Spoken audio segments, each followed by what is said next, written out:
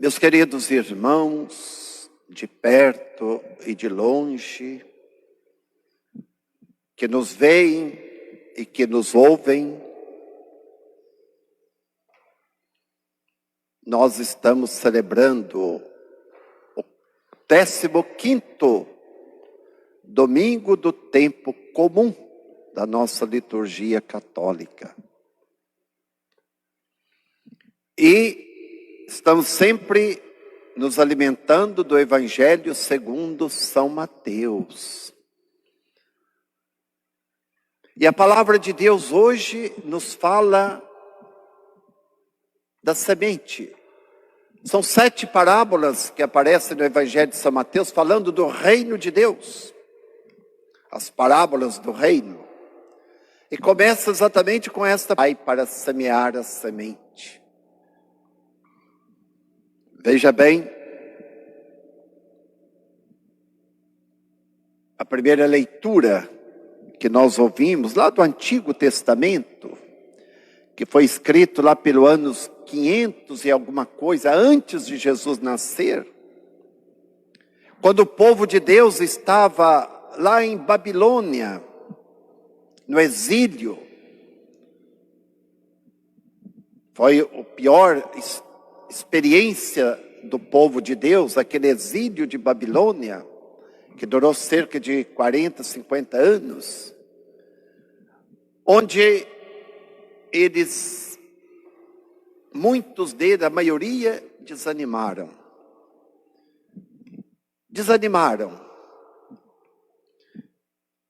Por que eles foram parar em Babilônia? Porque foram infiéis a Deus. Não seguiram a palavra de Deus. Mas Deus sempre diz que não abandonaria o seu povo, mesmo quando este povo pecasse. Como não nos abandona? Mas o povo ali começou a perder a esperança. Não, já não tem mais jeito. Muitos estavam morrendo, muitos perderam a fé. E ficou apenas um grupinho fiel. E Deus vai dizer para eles que Deus é fiel, que Ele é fiel.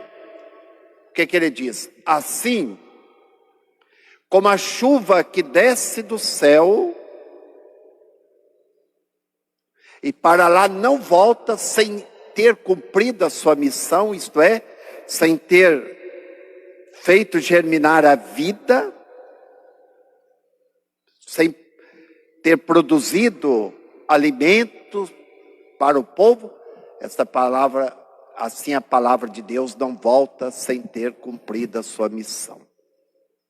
Como a chuva que cai na terra árida, fecunda a terra, faz germinar as sementes, assim a palavra de Deus não volta sem ter cumprido a sua missão. Quer dizer, Deus vai nos libertar. Quem ouvia essa palavra se enchia de esperança. Deus vai nos tirar desta situação. Deus vai nos libertar. E de fato, lá pelo ano 530, eles puderam voltar à sua terra e reconstruir a sua vida. Meus irmãos, de fato, a palavra de Deus é uma chuva que fecunda a terra do nosso coração quando esta terra é boa. Quando esta terra é boa, faz germinar a vida da graça, a vida eterna em nós. No Evangelho, Jesus está pregando. Agora já tem uma multidão entusiasmada pela palavra de Deus. Mas Jesus percebe que muitas pessoas que ouviam a sua palavra, como hoje, são pessoas de coração duro, que a palavra não entra, que não se interessa o mínimo pela palavra de Deus, pelas coisas de Deus. É uma multidão, nós sabemos, hoje. Mas Jesus também via que muitos eram inconstantes. Ficava entusiasmado com a palavra, mas logo abandonava a palavra, abandonava tudo e voltava à sua vida de antes. Outros ouviam a palavra, mas tinham outras preocupações. Preocupações mundanas, materiais, que sufocava no coração dessas pessoas a palavra de Deus. Por outro lado, Jesus via que um grupo de pessoas eram generosas, tinham o coração aberto, e ouvia a palavra e se convertiam, se tornavam pessoas diferentes. Por isso Jesus está ali, agora, diz São Mateus, que ele está ali nas margens do mar da Galileia e uma grande multidão. E é um detalhe nesse evangelho que a gente às vezes não presta atenção e que é muito significativo, sobretudo para nós hoje. Sobretudo para nós nesse tempo de pandemia. Olha o que Jesus faz. Tem uma multidão com sede da palavra, e ele não dispunha, como eu aqui, de um microfone para falar, para atingir as pessoas. Ele não tinha nenhuma caixinha de som, coitado. E eu tenho este microfone, eu tenho aqui quantos recursos, né? Quantas pessoas que nos ouvem, só Deus sabe, até fora do Brasil, tem alguém rezando conosco neste momento, a milhares e milhares de quilômetros daqui. Naquele tempo não era nada disto. Nada disto. Então Jesus disse ao Evangelho que Jesus entrou numa barca, se afastou um pouquinho da praia e de dentro da barca ele pregava. Por quê? Porque a água é um ótimo condutor de som. E se as pessoas estavam na praia, todos podiam ouvir a pregação de Jesus. Olha que Jesus usou o meio de comunicação mais sofisticado da sua época, que é pregar de dentro do mar. Por isso que nós não podemos hoje deixar de usar os meios de comunicação para anunciar o Evangelho. Graças a Deus que muitos descobriram isso aqui no Brasil. O grande pioneiro que merece todo o nosso respeito, a nossa veneração, é o Padre Jonas Abib. Padre Jonas, que criou o sistema Canção Nova. Olha, um homem de Deus, não é? Um homem simples, inspirado por Deus, criou o sistema Canção Nova, que hoje atinge o mundo inteiro. Eu me lembro, alguns anos atrás, uns 8 anos, eu estava em Medjugorje, e o Padre Jonas estava lá conosco. E chegou para mim uma senhora e disse: Padre, eu gostaria de conhecer o Padre Jonas, como que eu faço? Ele está aqui, hospedado neste hotel. E eu vi que ela não falava o nosso português, né?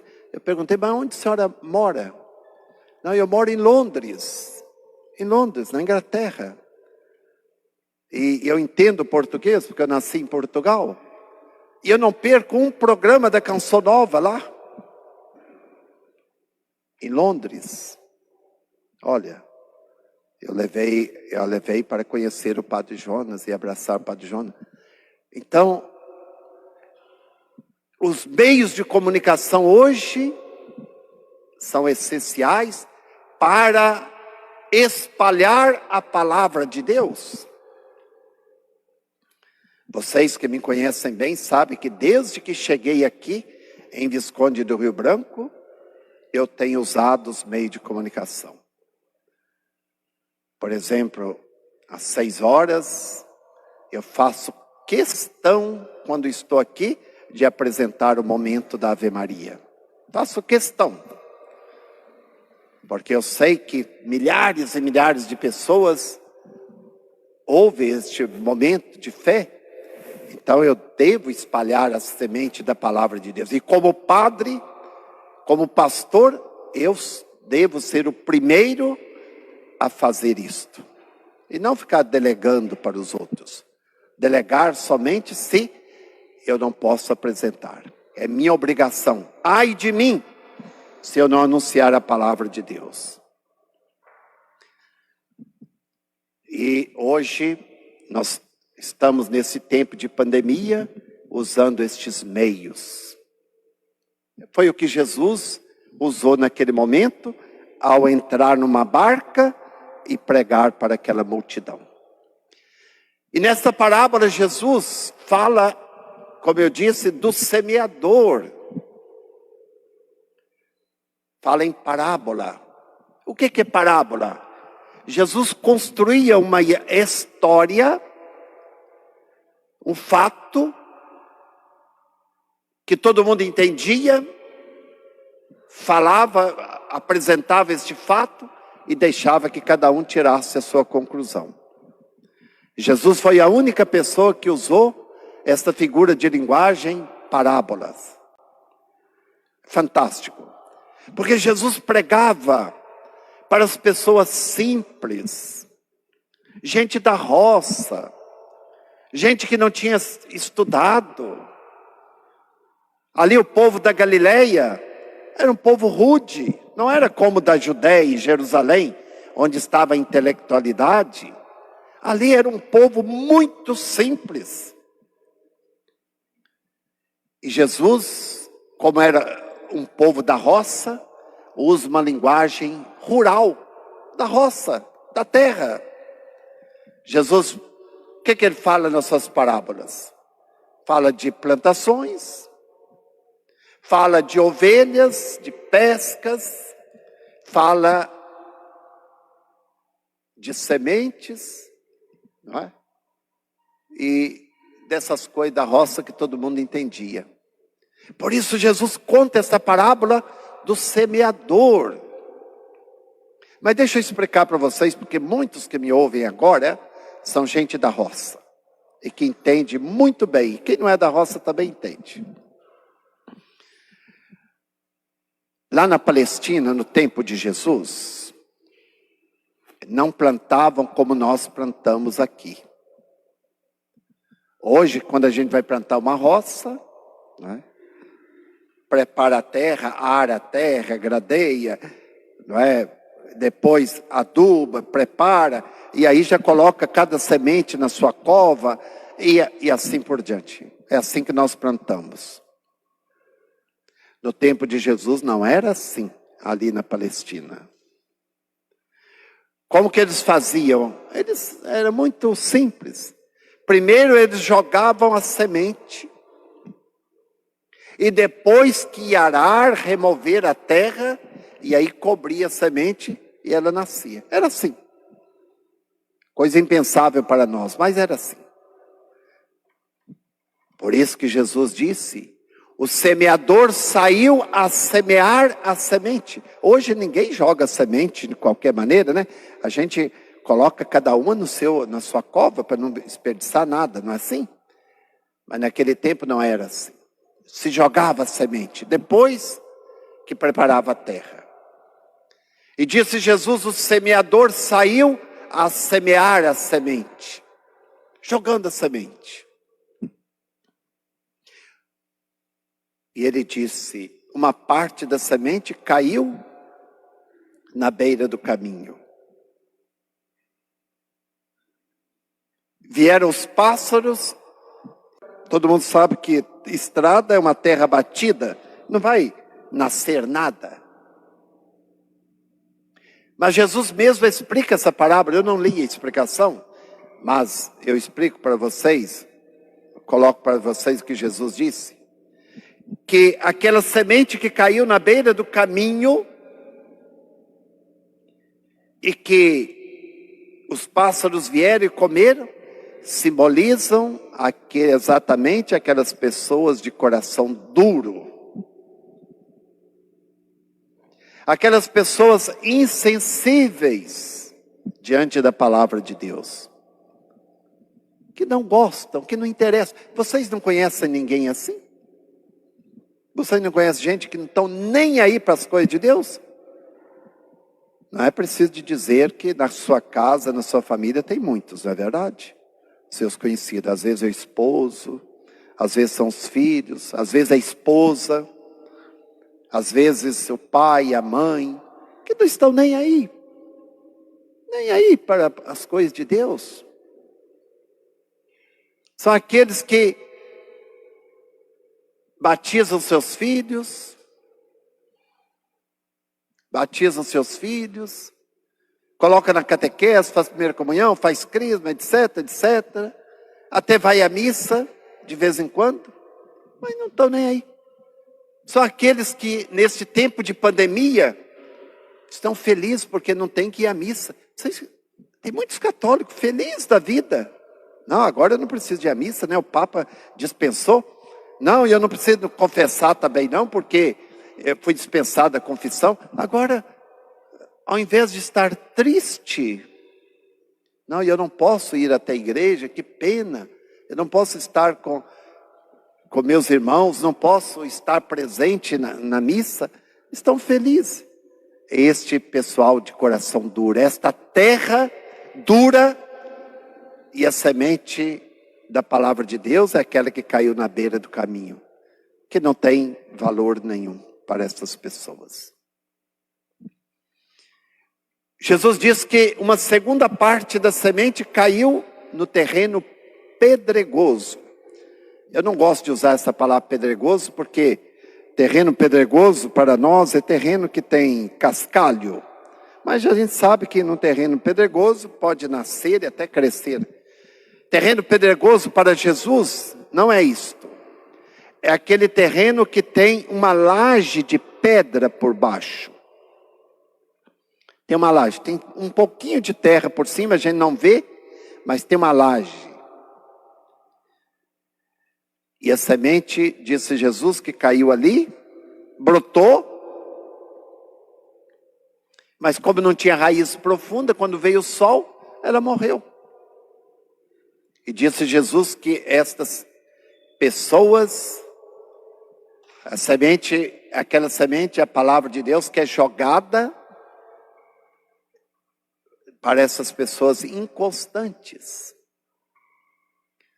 Vocês conhecem muitas pessoas que fizeram, por exemplo, cursílio, fizeram encontro de casais, fizeram experiência de oração, fez isso, aquilo, e ficaram entusiasmados. Não, agora eu vou ser um cristão de verdade, eu vou ser um católico. E começa a fazer leitura na missa, a fazer coleta, e está na missa todos os domingos, a rezar o terço. Mas quando vem a primeira decepção, racha fora. Vocês não conhecem ninguém assim, não? Que eram bons católicos, faziam palestras, faziam pregações, e de repente não estão nem aí, completamente distante de Deus. As pessoas inconstantes, onde a palavra de Deus não se aprofunda, não vai lá embaixo, mas fica na superficialidade. São os católicos de meia tigela, aqueles católicos que são mornos, que não é quente nem frio. São o pior tipo de católico que tem. Aqueles que dizem, né? Eu sou católico, mas não sou praticante. Não existe católico não praticante. Ou é católico ou não é. Esses católicos não praticantes são os pagãos que foram batizados e que fizeram a primeira comunhão, mas não passam de pagãos. Então são essas pessoas que têm uma religião de verniz e não uma fé de profundidade. Mas tem uma terceira parte da semente. Jesus disse que a semente caiu no meio de outra semente de espinheiros, de espinhos venenosos. E a semente brotou, cresceu, junto com os espinhos, foi crescendo, crescendo, mas chega um momento em que os espinhos crescem mais e sufoca aquela plantazinha e ela morre. E Jesus mesmo explica, são aqueles que ouvem a palavra de Deus, têm uma vida cristã até vai à missa, paga o dízimo, ajuda nas barraquinhas da festa, mas tem uma vida cristã e ao mesmo tempo uma vida pecaminosa. Crescem junto, acha que pode ser cristão, mas nos seus negócios são trambiqueiros, vivem dando prejuízo aos outros. Acha que pode ser cristão e pode ser desonestos, ser corruptos, desviar dinheiro público. Né? São cristãos, mas vivem passando a perna nos outros, mentindo. São cristãos, mas são infiéis no matrimônio. São cristãos, mas não dão bom exemplo para os seus filhos. São cristãos, eu já encontrei cristão que diz que é cristão, e são agiotas. Eu já encontrei cristão que são traficantes de droga, diz que são cristãos. Quer dizer, tem a semente boa, mas a semente má no coração, a perversidade. Vai chegar o momento em que o que vai acontecer? O mal vai suplantar o bem. O espinho vai crescer mais e vai sufocar. É isso que acontece. Porque Deus não admite a gente ter uma vida dupla. Ou nós somos cristãos, ou somos. Vocês conhecem pessoas que dizem que é católico, mas vai lá no centro espírita. Vai no centro espírita. Vai receber, não sei, bênção, não sei o que. É católico, vai em benzedor. É católico, vai não sei o que, na hora que a coisa aperta, fica pulando de galho em galho igual macaco. Quer dizer que cresce a palavra de Deus, mas o espinho. Não tem uma profundidade na fé. Tem uma fé misturada. Nós não podemos fazer concessões à nossa fé. É católico, mas vota incorrupto. É católico, mas vota em pessoas que é a favor do aborto. Que é a favor do aborto. E etc, etc. Quer dizer, o mal que cresce junto com o bem. Mas Jesus disse que uma parte da semente caiu em terra boa. Uma parte da semente caiu em terra boa. E produziu 30, 60 e 100 por um. Eu fico pensando, porque a gente raciocina com aquilo que nós vemos hoje. E vocês sabem que, quem é da roça sabe que a produção hoje dá muito mais do que 100, né? Se eu semeio um grão de milho, ele vai dar centenas e centenas e centenas, às vezes até milhares, não é? Porque hoje nós temos tecnologia avançada, adubo, não é? Alta tecnologia, que a coisa produz muito. Mas naquele tempo, vocês têm uma ideia, no tempo de Jesus, se você semeasse uma semente e desse 7, Uma semente você semeou, e aquela planta desce uma espiga com 7, já estava de bom tamanho. Era assim, porque não tinha os insumos que nós temos hoje.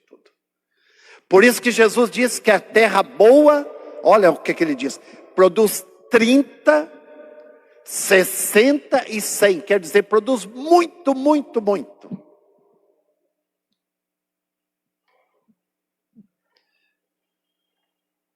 Graças a Deus que existem esses corações que acolhem a palavra de Deus e que produz muitos e muitos e muitos frutos. Ontem nós celebramos São Bento. São Bento, não é? Que todo mundo hoje reza a oração de São Bento. Quem foi São Bento?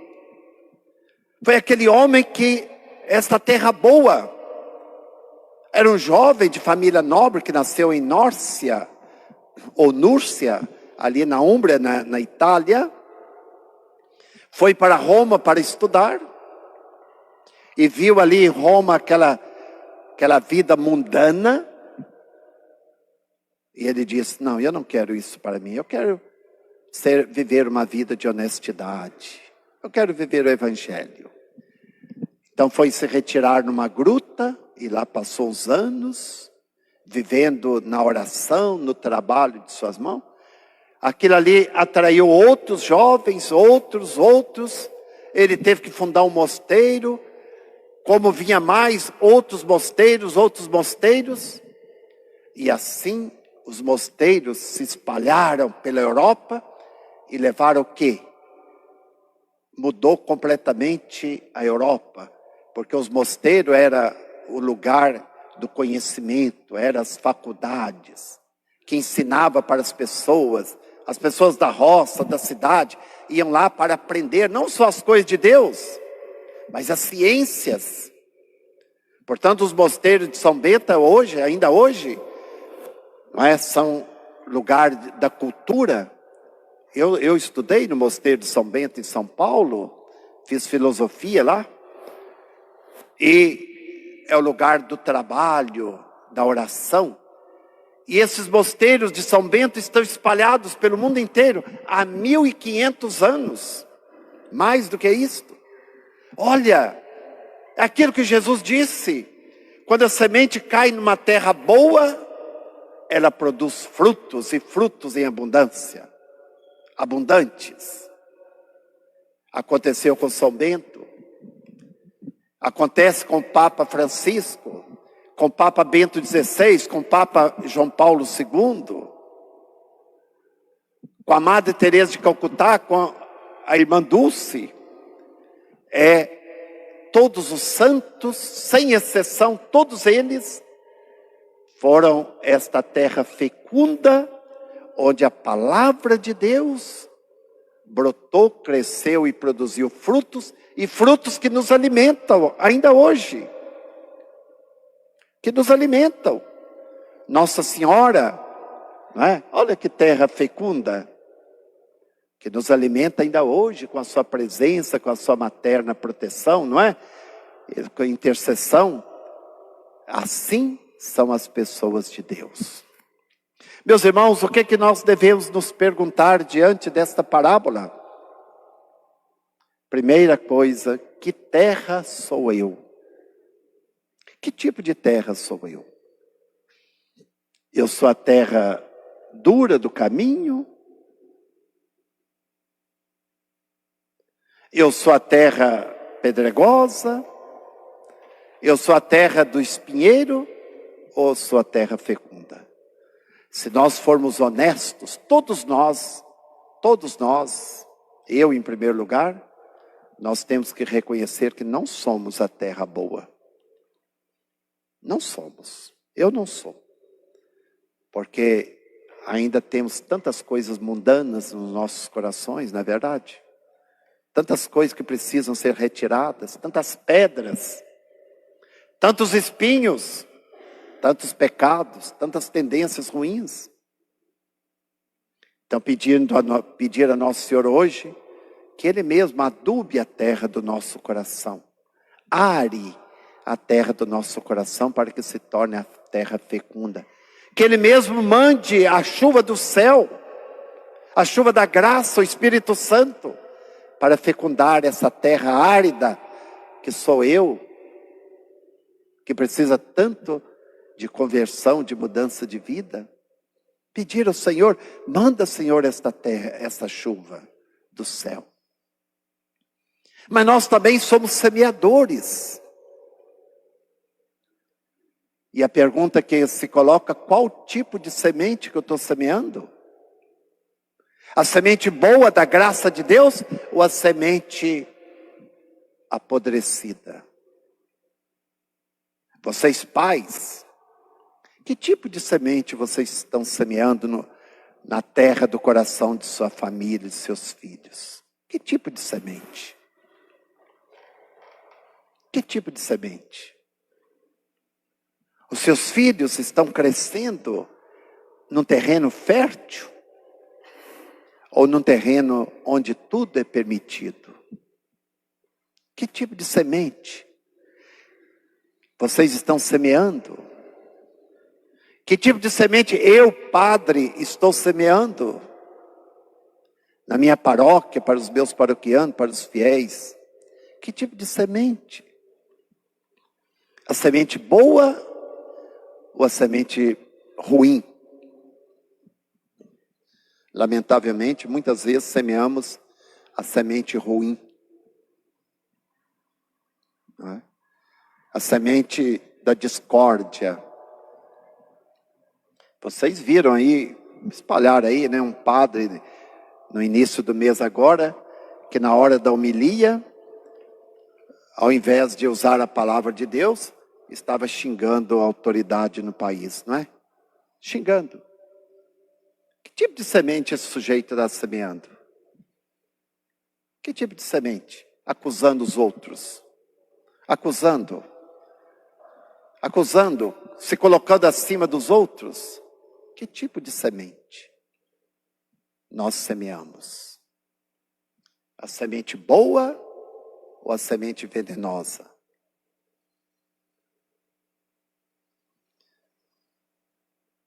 Meus irmãos, mas nós na igreja, que tipo de semente nós semeamos? Nós que falamos das coisas de Deus, que tipo de semente? Às vezes nós semeamos uma semente já ultrapassada, envelhecida. É envelhecida. Isso acontece muito, né? Em algumas pregações que eu vejo, que não são pregações que ajudam as pessoas a gostar de Deus. São pregações que não brota da ação do Espírito Santo na vida, não brota da oração, da escuta de Deus, mas da vaidade, ou da preguiça, que não estudam. Então nós precisamos estudar, aprofundar, para não semear a palavra estragada no coração das pessoas. Nós padres que temos esta missão de espalhar a semente,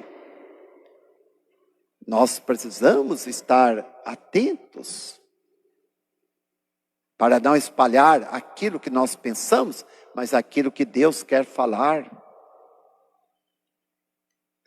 Por isso, eu gosto muito daquela oraçãozinha pequena e tão profunda. Dai-me, Senhor, a palavra certa, na hora certa, para a pessoa certa. Não é? Dai-me a palavra certa, na hora certa, para a pessoa certa. Vocês pais precisam pedir isto, esta graça do nosso Senhor. Que eu saiba dizer a palavra certa para o meu filho, para a minha filha, na hora certa, não é? E para a pessoa certa. Porque às vezes a gente diz uma palavra que não é boa, que não é certa, e dizemos para a pessoa errada. E aí a coisa vai de mal a pior. Meus irmãos, que o Senhor nos fecunde com a sua graça. Para que nós, vivendo a palavra de Deus, possamos um dia, vivendo essa palavra, produzindo frutos, um dia experimentar aquilo que São Paulo fala na segunda leitura de hoje, falando do céu, da vida eterna. Olha o que São Paulo diz: os olhos jamais contemplaram, os ouvidos jamais ouviram aquilo que Deus tem preparado para aqueles que o amam, para aqueles que seguem e vivem a sua palavra. É a vida eterna. Que Deus nos dê a graça, que Nossa Senhora interceda junto de Deus por todos nós. Louvado seja nosso Senhor Jesus Cristo.